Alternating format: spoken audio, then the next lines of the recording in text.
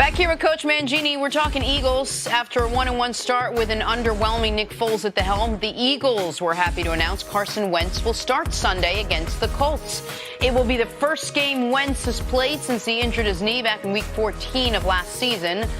So what will head coach Doug Pederson's approach be? He says when it comes to Carson, he's not holding back.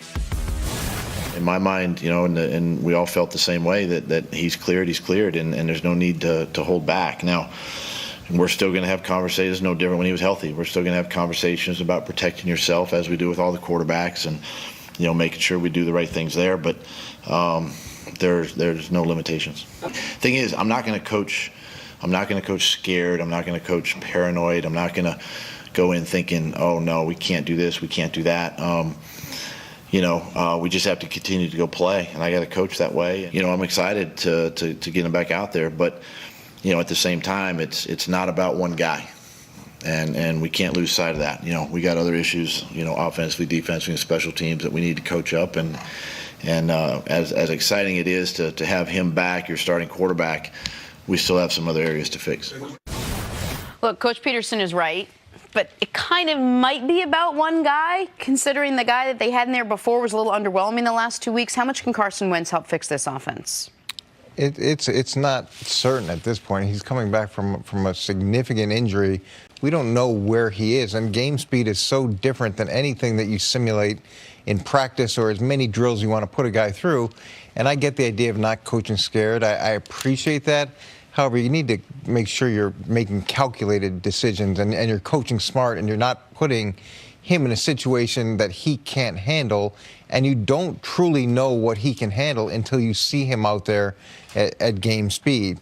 Now, will he be the same guy that we saw before the injury? I don't think that's going to happen right away. That's going to take a couple games for him to get back up to that speed. What do you mean when you say not put him in a position? You don't want to coach scared. You don't want to put him in a bad position. What are you talking about there? Well, whether it's the run-pass options, how many times you're going to have him carry the ball, how many times you're going to have him make a decision whether or not to hand it off or keep it himself.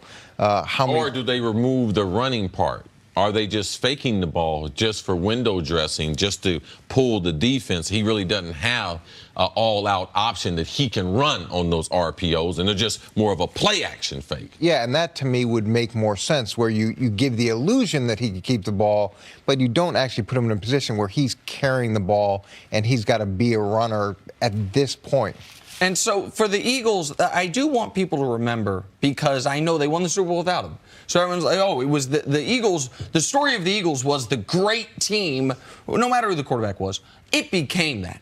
The story through 13 games was the MVP level play they're getting at their quarterback position. Remember, they didn't have Ronald Darby for 10 weeks. He was their best corner. We knew they had a great defensive front, but they had a stretch where they scored 27-26, 34-28, 34-31, 51-37, 31. This story of the Eagles with a fully functional Carson Wentz last year that put them in a position to be the #1 seed was, oh my God, this team third and long, doesn't matter, they can go get it. Any third down, Wentz's rating was like 127. They were a machine through the air offensively. Jay Ajayi was a midseason addition, right? That upgraded their running game. But it was the triumvirate of wide receivers, by the way, which is very different right now because Alshon Jeffrey's hurt. Torrey Smith got flipped out for Mike Wallace. Mike Wallace is now hurt as well. But it was Torrey Smith, Alshon Jeffrey, and Nelson Aguilar, Zach Ertz as well. They were a dominant passing attack.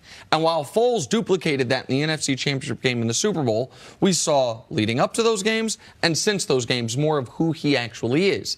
Even if Carson Wentz is 75% of what he was last year, I still think that gives them better quarterback play than you can expect on a typical Nick Foles game. But the Eagles have issues other than their offense right now. Their secondary in particular does not look like the team that won the Super Bowl last year. They are not attacking the way any parts of the passing game the way they did last year in the Super Bowl run. Those are things that I don't think Wentz specifically is going to be able to fix. And with them having all the injuries they do at wide receivers, they're going to get Alshon Jeffries back potentially in the next couple of weeks. But when you have Nelson Aguilar as your #1 guy, when last year he was probably their third or fourth behind Ertz, behind also the deep threat that they had in Torrey Smith. He played well, and Alshon Jeffries played magnificent in the championship game and in the Super Bowl. So what can they do to help him out? Let's run the football. We say you got one of the best offensive line. Let's be a little more physical going forward. And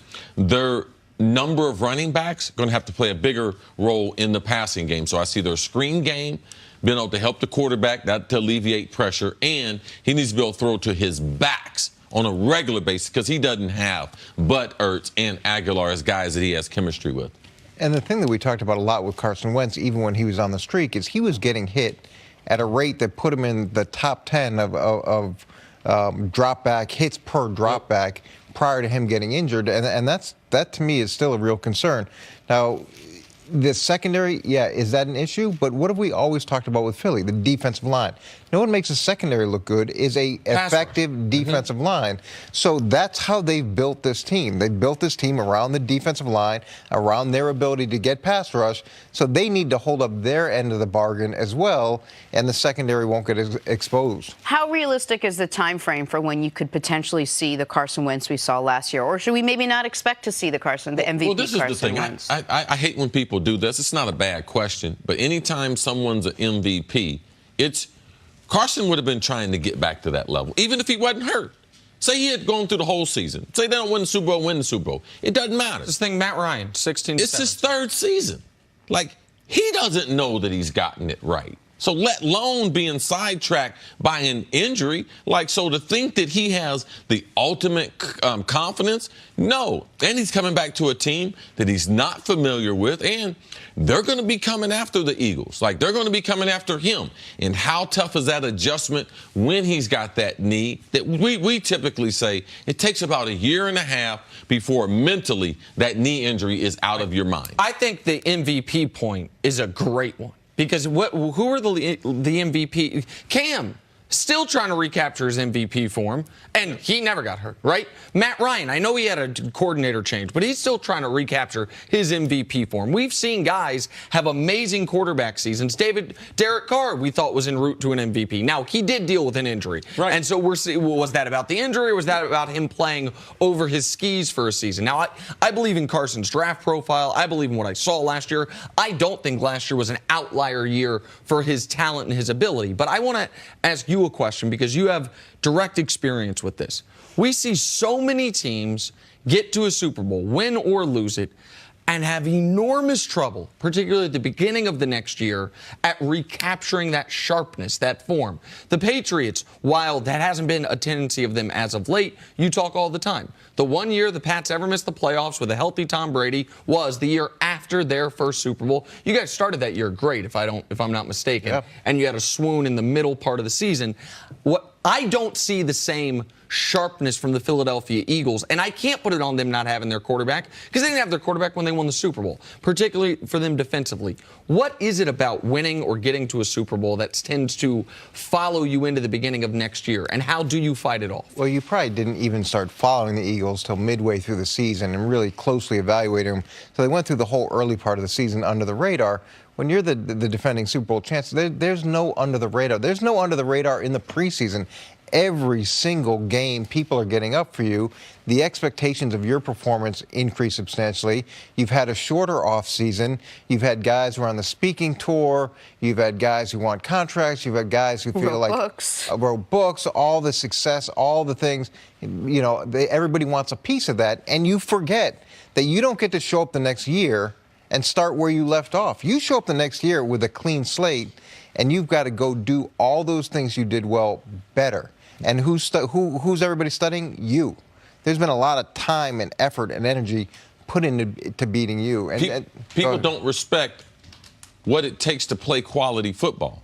It's not like baseball. It's not like hockey. It's not like the NBA. Even if you have the same people come back, the ability to be able to get all 11 people to move in sync, to be able to play quality football, You don't get a snapshot at the Super Bowl and then, we take this right to training camp.